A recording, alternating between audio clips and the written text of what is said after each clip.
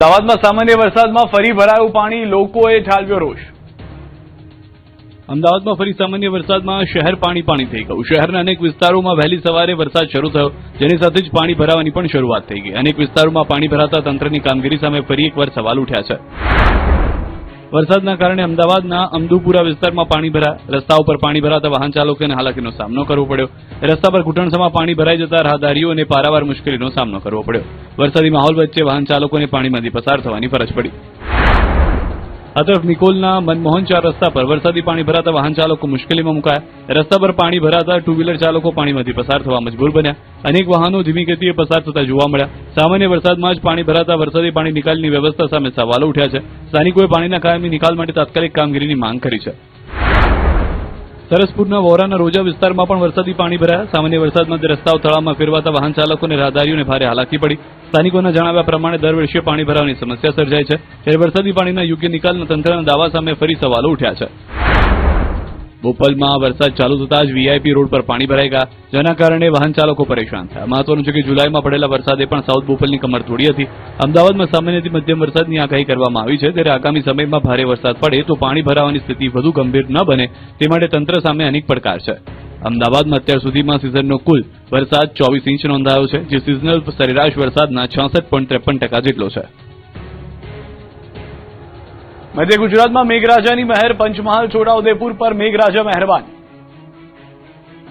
ગુજરાતમાં ફરી એકવાર મેઘરાજા એન્ટ્રી કરી છે। રાજ્યના પંચમહાલ, મહીસાગર, છોટાઉદેપુર અને દાહોદ સહિતના વિસ્તારોમાં સવારથી વરસાદી માહોલ જોવા મળ્યો। મહીસાગરના લુણાવાડામાં 2 ઇંચ વરસાદ ખાબકતા અનેક વિસ્તારોમાં પાણી ભરાયા।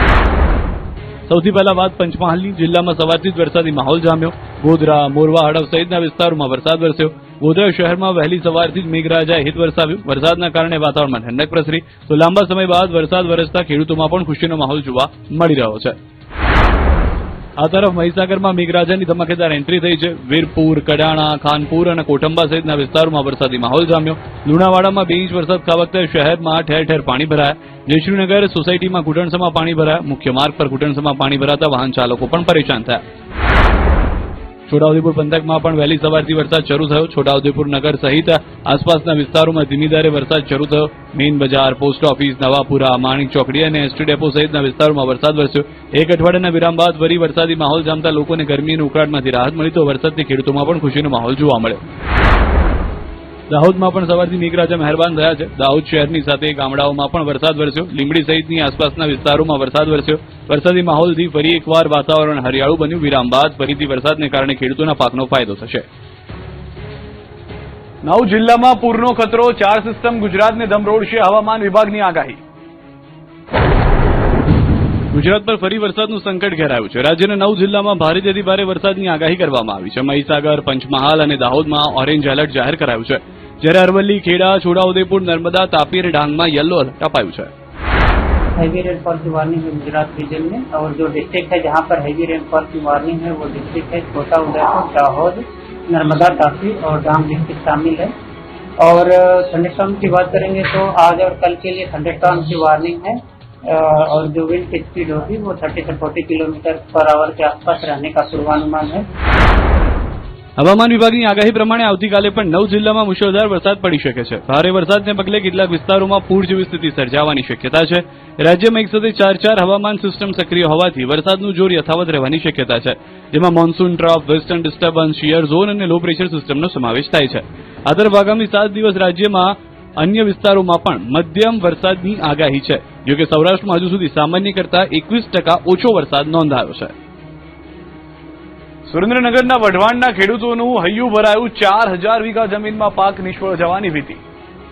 અમુક જગ્યાએ પાણી ભરાણા અને મેં ઓછો 2 થી 2.5 લાખ રૂપિયાનો ખર્ચો ખેતીને બિયારણ કર્યો હતો, છતાં મારો પાક બધો નિષ્ફળ ગયો। એટલે અતિશય વરસાદ થવાથી એમાં બાકરથડીની સીમની લગભગ 1600 એકર એટલે 4000 વીઘા જમીન થાય। સુરેન્દ્રનગરના વઢવાણ તાલુકામાં ભારે વરસાદથી ખેડૂતો પાયમાલ બન્યા છે।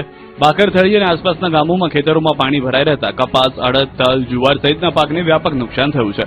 બાકરથડી ગામની અંદાજે 4000 વીઘા જેટલી સીમ જમીનમાં ખેડૂતોએ વિવિધ પાકનું વાવેતર કર્યું। પરંતુ ધોધમાર વરસાદ બાદ ખેતરો જળબંબાકાર બનતા 3000 થી વધુ વીઘાની જમીનમાં પાક નિષ્ફળ ગયો હોવાનો ખેડૂતોનો દાવો છે. ખેડૂતોએ વીઘા દીઠ 2000 થી વધુ રૂપિયાનો ખર્ચ કર્યો છે, ત્યારે પાક નિષ્ફળ જતા વાવેતરનો ખર્ચ પણ માથે પડ્યો છે. એટલું જ નહીં, સતત વરસાદથી ખેતરોમાં પાણીની આવક વધતા જમીનનું પણ ધોવાણ થયું છે, જેથી ખેડૂતોને ડબલ નુકસાન સહન કરવાનો વારો આવ્યો છે. ખેડૂતોનું કહેવું છે કે ગત વર્ષે પણ માવઠાને કારણે શિયાળુ પાકને નુકસાન થયું હતું, ત્યારે સતત બીજા વર્ષે પાક નિષ્ફળ જતા ખેડૂતોની મુશ્કેલી વધી છે. હવે ખેડૂતો દ્વારા તાત્કાલિક નુકસાનીનો સર્વે કરી સરકાર દ્વારા સહાય ચૂકવવાની માંગ કરવામાં આવી છે. ઊંઝા માર્કેટયાર્ડમાં ઈસબગુલનો ટેક્સ વિવાદ ગરમાયો. ખેડૂતોએ ઈસબગુલની ખેતી છોડવાની આપી ચીમકી. ઊંઝા માર્કેટમાં ઈસબગુલના ટેક્સ વિવાદને લઈને વેપારીઓએ વેપારથી અળગા રહેવાનો નિર્ણય કર્યો છે. રાજસ્થાનમાં ઈસબગુલ પર 5% ટેક્સ અને ગુજરાતમાં 0% ટેક્સના તફાવતને કારણે વન નેશન વન ટેક્સના નિયમ સામે સવાલો ઉઠી રહ્યા છે. વેપારીઓનું કહેવું છે કે એડવાન્સ રૂલિંગના કારણે કમિશન પર વેપાર કરતા વેપારીઓ મુશ્કેલીમાં મુકાયા છે. સરકારની સ્પષ્ટતા વગર વેપાર ચાલુ રાખવો જોખમી હોવાથી ઊંઝા વેપારી મંડળની બેઠકમાં જ્યાં સુધી કેન્દ્ર સરકાર ઈસબગુલના ટેક્સ મામલે લિખિત ખુલાસો નહીં કરે ત્યાં સુધી હરાજીથી દૂર રહેવાનો નિર્ણય લેવાયો છે. બીજી તરફ વેપારીઓના આ નિર્ણયથી સીધી અસર ખેડૂતો પર પડી છે. દૂર દૂરથી માલ ભરીને ઊંઝા મંડીમાં પહોંચેલા ખેડૂતોને માલ વેચ્યા વગર પરત ફરવાની નોબત આવી છે. વાહનનું ભાડું અને અન્ય ખર્ચા કર્યા બાદ પણ ખેડૂતોને નુકસાન વેઠવું પડી રહ્યું છે. અહીંયા એવું કોઈ કે આજે બંધ છે ઈસબગુલના વેપાર, એટલે અમારે હેરાન થઈને વળી જવાનું આવવાનું. એટલે અમે ઈસબગુલ જો આવું આવું રહેશે ઘણા દિવસો તો ઈસબગુલ વાવેતર બંધ કરી નાખશું. રાજકોટમાં હોસ્પિટલ પહોંચાડતો રસ્તો જ પીડાદાયક છે. દર્દીઓ અને સ્થાનિકો પરેશાન. મારે પગ ભાંગ્યો. હા, ખાડામાં પચતા થોડું દુખે, બહુ દુખે, બહુ રોજ આવે.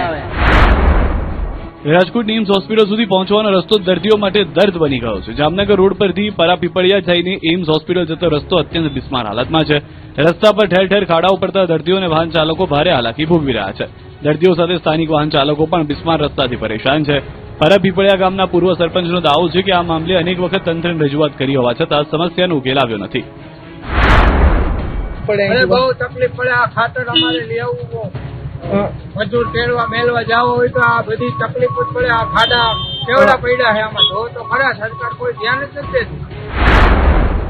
બીજી તરફ ખરાબ રસ્તા મુદ્દે હવે રાજકોટ જિલ્લાના ભાજપના પૂર્વ પ્રમુખ મેદાને આવ્યા છે. તેમણે માર્ગ મકાન વિભાગને પત્ર લખી પરાપીપળિયા ગામના પાટિયાથી એમ્સ હોસ્પિટલ સુધીનો રસ્તો તાત્કાલિક બનાવવાની માંગ કરી છે. સાથે 13 ઓગસ્ટ સુધીમાં રસ્તાનું કામ શરૂ નહીં થાય તો આંદોલનની ચીમકી ઉચ્ચારી છે. પરાપીપળિયા, ખંડેરી, નાયણકા, ભાગી અમે બધા ગામના થાય અને ખરેખર અમે આ રોડ ચકાજામ કરવાનું આંદોલન કરશું.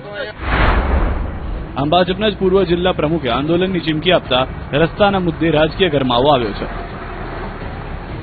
અમદાવાદમાં ભૂવા મુદ્દે મુખ્યમંત્રી લાલ ગુમ અધિકારીઓને સમાધાન લાવવા કરી ટકોર. અમદાવાદમાંથી સામાન્ય વરસાદમાં જ રસ્તાઓ બેસી જવાની અને ભૂવા પડવાની ઘટનાઓ સામે આવી. શહેરના સૌથી વ્યસ્ત એસજી હાઈવે પર 16 ઓવરબ્રિજ નજીક મોટો ભૂવો પડતા તંત્ર દોડતું થયું.